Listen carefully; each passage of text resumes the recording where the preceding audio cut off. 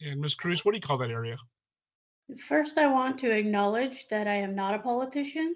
So it's been 60 days that I've been even looking into things like industrial parks, Measure B, and otherwise water storage. But what I do know is that people that I've talked to and Indigenous folks that I've spoken to, whether it be down the 180 or up 168, are telling us that this is a harmful word that we shouldn't be using, period. Federal government saying it, the state saying it. And I find it interesting that the current Board of Supervisors cherry pick when they do and do not want the state and federal government involved, because I've watched videos of Mr. Magsig saying we need the state to set.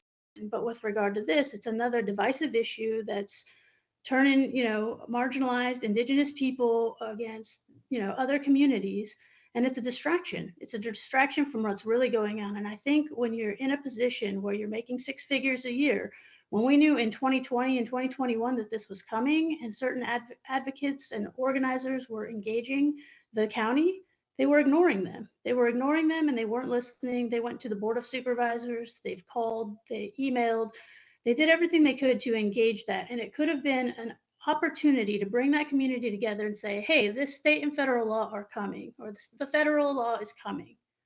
And then later the state is coming to have us do this. We could have brought a community together. There could have been a democratic process. What I saw in videos of community meetings was people degrading and yelling at activist Roman Raintree.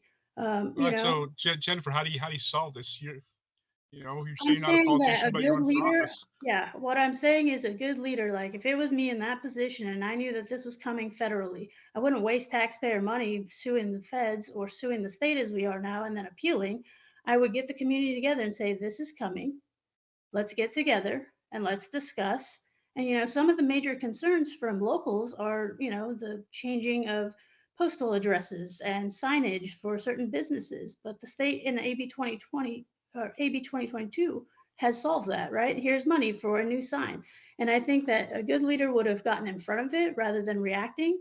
And I wouldn't have had anybody escorted out of a board meeting about it. I would have listened, and I think that's where the Board of Supervisors is lacking in listening to the people, bringing communities together to make some kind of democratic decision about the communities they live in.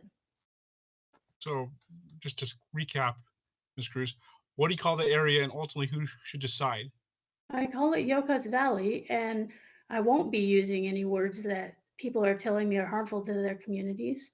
And I think that, we could have decided back when this all started, but because of poor leadership and a lack of ability to bring people together and make it a positive thing and reframe it in a way that doesn't divide people, we're in a position now where it's going to be called Yokuts Valley. We can sue the state or the feds all we want.